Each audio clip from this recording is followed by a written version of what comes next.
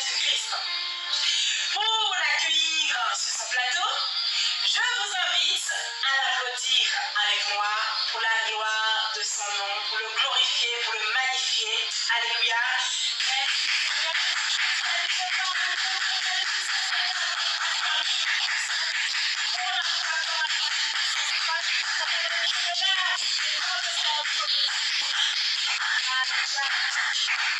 Le témoignage d'aujourd'hui, le voici.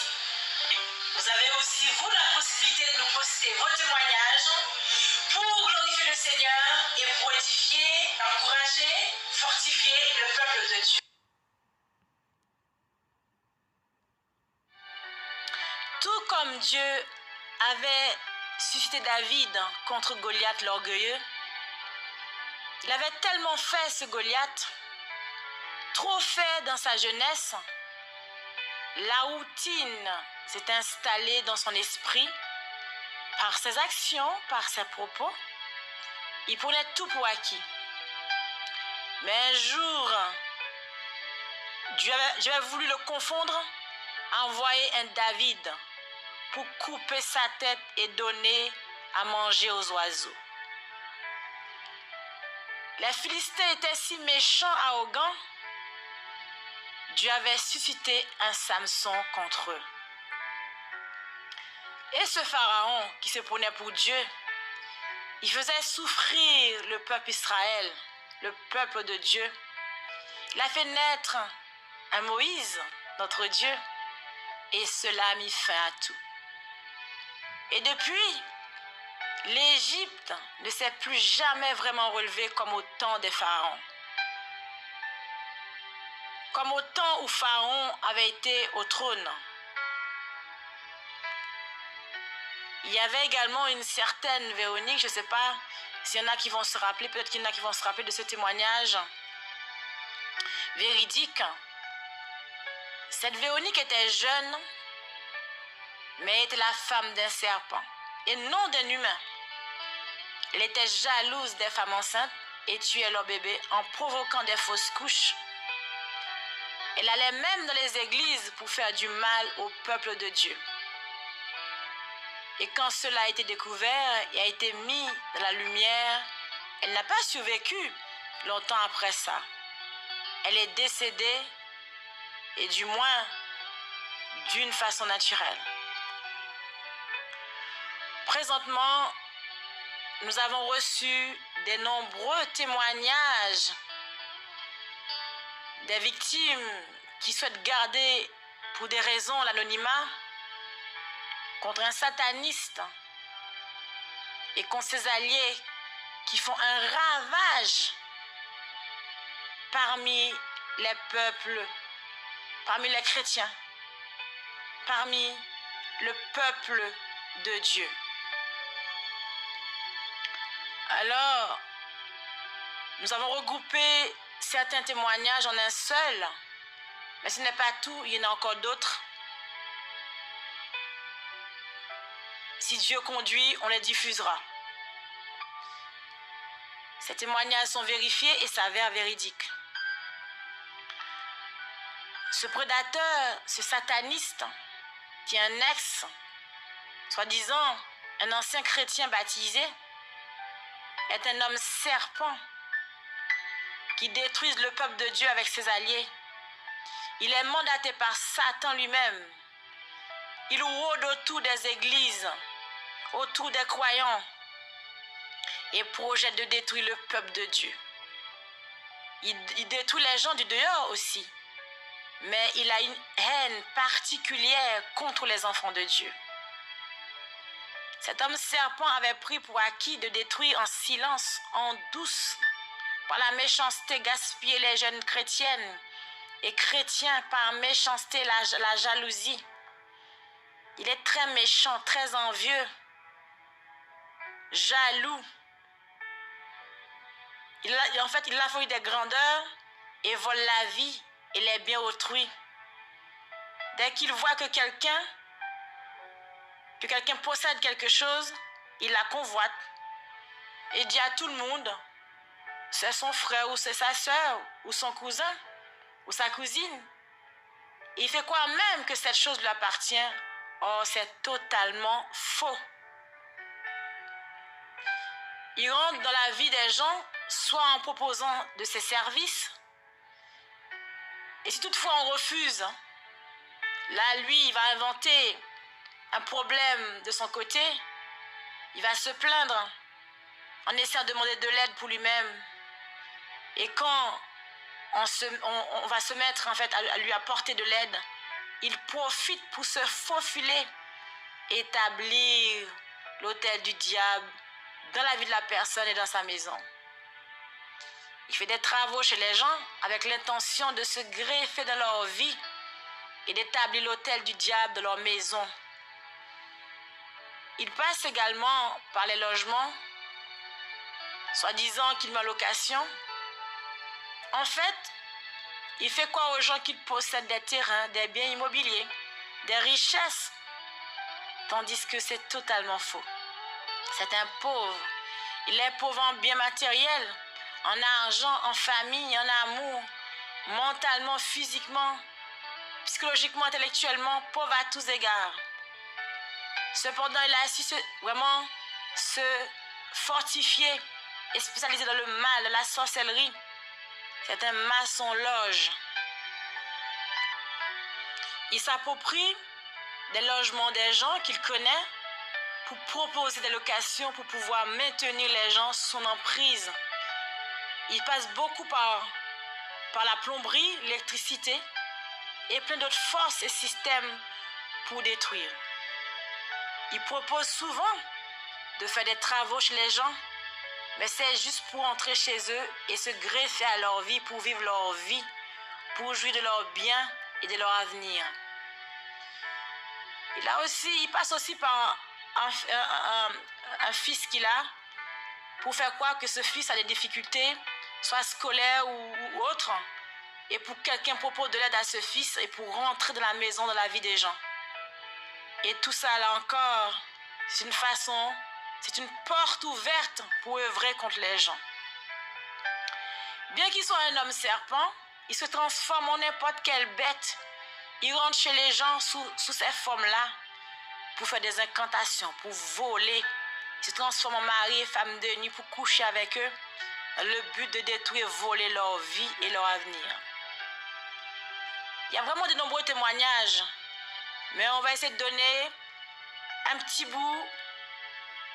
En fait, on va faire court pour essayer de montrer ce qui se passe dans les églises, les combats que les croyants ont menés contre le royaume des ténèbres.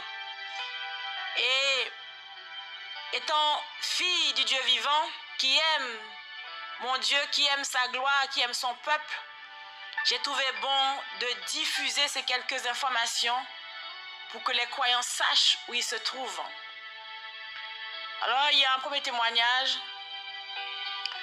On va dire, ce sataniste, en fait, était sans famille. Il dormait dans la rue. Mais une famille pastorale, un couple pastoral l'a accueilli. Et un jour, il a voulu prendre leur fille pour épouse. Et parce qu'elle a refusé, en disant à cet homme sataniste, « Tu vises trop haut !» Et elle s'est mariée avec un autre homme. Eh bien, en fait, cet homme sataniste la maintient dans une vie malheureuse dans son foyer. Et elle ne le sait, voilà, dans son foyer. Et c'est Dieu qui doit faire grâce, et Dieu fait grâce. Un autre témoignage, il envoie un esprit de mort sur un serviteur de Dieu et l'a tué et a pris son épouse comme femme pendant un certain temps. Et après, bien sûr, l'a laissé tomber. Encore, ça continue.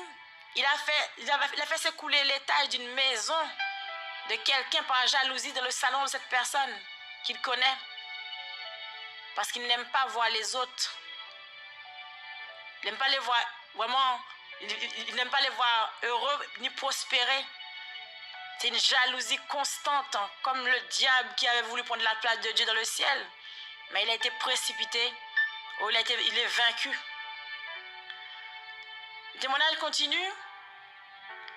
Il a détruit le mariage d'un taximan qui était maestro dans une église chrétienne. Il l'a fait faire un AVC. Il l'a maintenu amnésique pour qu'il oublie son passé pour pouvoir voler un terrain qu'il avait à la boule. On continue. Il a pris une jeune fille chrétienne pour épouse, très jeune cette jeune fille, et a détruit sa vie, son avenir, et aussi détruit les rêves de son beau-frère par jalousie, tandis que ses beaux-frères étaient très brillants par nature.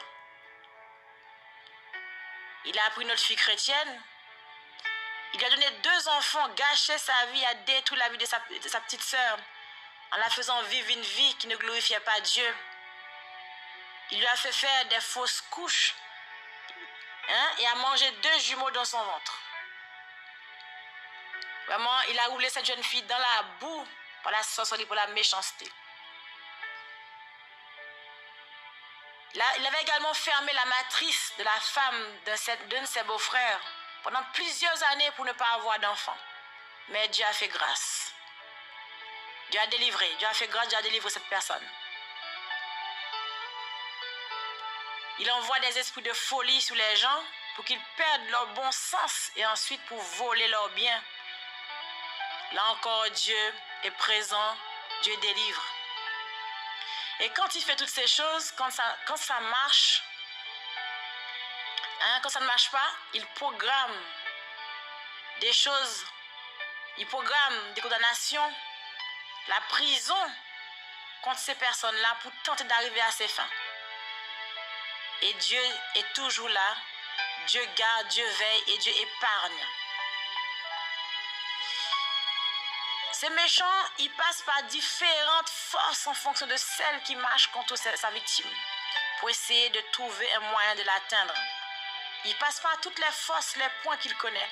Et quand lui, il n'arrive pas, il fait appel à ses alliés pour pouvoir l'aider, pour faire le mal et sans arrêt. Sans arrêt. Il travaille même avec des notaires. Vous entendez bien? Avec des notaires, des avocats et des personnes de l'administration qui sont complices, qui sont maçons-loges comme lui, qui sont vraiment aussi démons comme lui, satanistes comme lui, pour voler les maisons des gens et les bloquer dans leur démarche dans la vie. Il envoie les gens faire des accidents en voiture pour casser leur voiture et tenter de les tuer. Et heureusement que Dieu ne sommeille pas. Cet homme serpent fait un ravage en silence dans l'église du Dieu vivant et dans le monde. Et cela depuis bien longtemps, très longtemps. Comme tout à l'heure je vous disais, il gaspille les jeunes hommes, les jeunes filles. Et œuvre même contre les adultes pour détruire leurs projets, leurs réussites, surtout ceux de Dieu. Il a même réussi à parler d'un serviteur de Dieu avec arrogance en disant: oh, il y a un tel qui vient parler de Jésus lors d'une réunion que l'on parlait des choses de leur milieu, bien entendu. Il dit, il ne voit pas que c'est trop petit le nom de Jésus. Quelle arrogance! Satanisme parle de la sorte. Mais on se rappelle bien de ce roi Nebuchadnezzar, arrogant, et ce qui lui est arrivé pendant 7 ans, en mangeant de l'herbe, en mangeant comme les animaux de la forêt. Mais nous savons que ce Satan est un faiblard. Il attaque par ruse et par surprise les gens des églises, les gens de Dieu. Voilà. Mais un jour, Dieu avait permis que Satanisme tombe sur une personne vraiment croyante, combattante. Et comme il avait une certaine habitude, comme Goliath, depuis son enfance, il pensait qu'il allait faire selon ses habitudes. Mais cette personne chrétienne avait une vraie relation intime avec Dieu. Et Dieu l'avait prévenu vraiment de ce démon, ce démon qui dévalisait l'église. C'était OK pour elle. Mais avec les demandes d'aide répétées de ce démon, vraiment cet homme, vraiment serpent sataniste, cette personne chrétienne avait vraiment décidé d'aider et aussi d'accepter des travaux que proposait vraiment cette personne pour en fait, des travaux. Et c'est là qu'elle fit l'erreur. Parce que Dieu l'avait prévenue, elle aurait dû tenir compte de ce que Dieu lui avait dit. Et le satanisme a profité et a envahi complètement la vie et la maison de cette personne, très rapidement. Cette personne, très à l'écoute du Seigneur, qu'est-ce qui s'est passé pour que cela arrive dans sa vie, à elle? D'habitude, elle écoute vraiment le Seigneur sans broncher. Mais là, qu'est-ce qui s'est passé dans sa vie? Elle pensait que rendre service, laisser faire des travaux, c'était pas grave. Elle n'était pas en danger. Mais après, elle s'est rappelée de l'avertissement de Dieu et s'est humiliée devant Dieu. Dieu, dans sa compassion, a fait grâce, a combattu et combat pour cette personne. Les raisons pour lesquelles que Dieu a laissé faire, premièrement, il avait prévenu cette personne. Secondement, Dieu voulait faire éclater sa gloire en passant par cette personne chrétienne, parce que Satanis levait sa tête et ouvrait sa bouche presque jusqu'aux cieux pour se vanter et même arriver à dire que le nom de Jésus-Christ était petit. Et Dieu avait entendu ça et Dieu voulait faire quelque chose.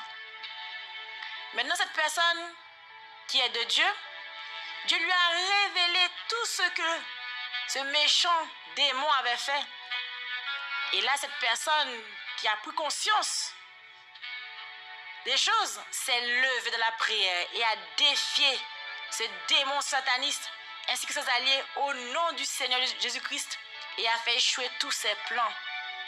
Et oui, Dieu a suscité David contre ce Goliath, un Samson contre ce Philistin, un Moïse contre ce Pharaon et son armée contre ses chars, ses cavaliers, ses chevaux et tout le reste. Ce sataniste a voulu prendre sa chance aux côtés de David, de Samson, de Moïse, faire les mêmes choses qu'il faisait autrefois. Il a attaqué vraiment, mais Dieu l'a révélé à David. David s'est levé contre cet incirconcis. Samson s'est levé contre les Philistins. Moïse s'est levé contre Pharaon. Et là, la victoire a éclaté. La gloire de Dieu a éclaté avec le Seigneur Jésus, avec vraiment notre Dieu, notre Seigneur Jésus-Christ, notre Dieu, le Tout-Puissant. Et ils ont vaincu. Ce méchant sataniste et ses alliés sont tous vaincus. Alléluia. Et nous pouvons dire, nous allons appuyer cela avec Psaume 68, de verset 1 à 5, qui dit Alléluia. Oui, Dieu se lève.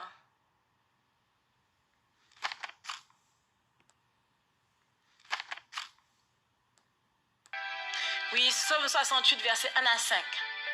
Dieu se lève, ses ennemis se dispersent et ses adversaires fuient devant sa face. Comme la fumée se dissipe, tu les dissipes.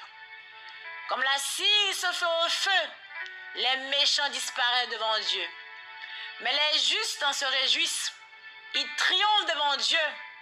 Ils ont des transports d'allégresse. Chantez à Dieu, célébrez son nom.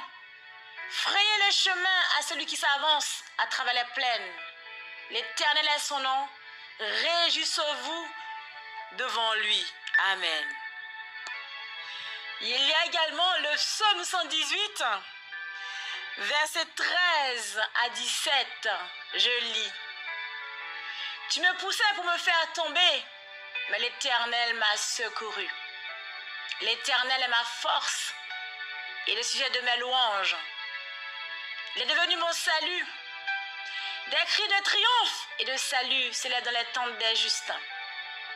La droite de l'Éternel manifeste sa puissance. La droite de l'Éternel est élevée. Alors de-t-elle manifeste sa puissance. Je ne mourrai pas, je vivrai et je raconterai les œuvres de l'Éternel. Amen.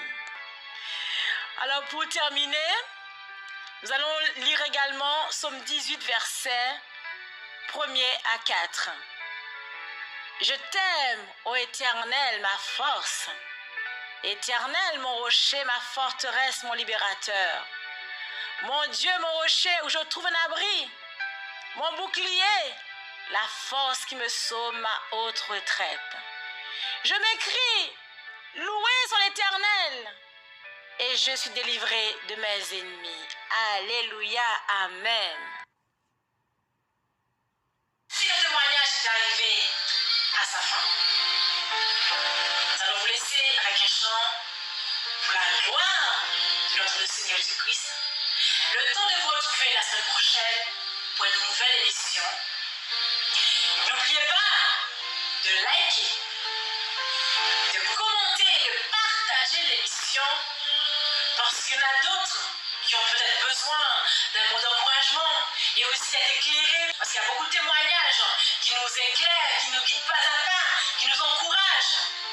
On ne sait pas quel témoignage, qu'est-ce qui va aider quelqu'un, mais le fait de partager, ça pourrait aider quelqu'un.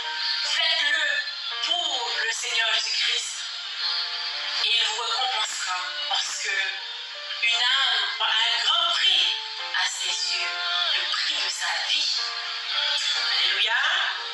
Alors, restez connectés, demeurez bénis. À très bientôt. Alléluia.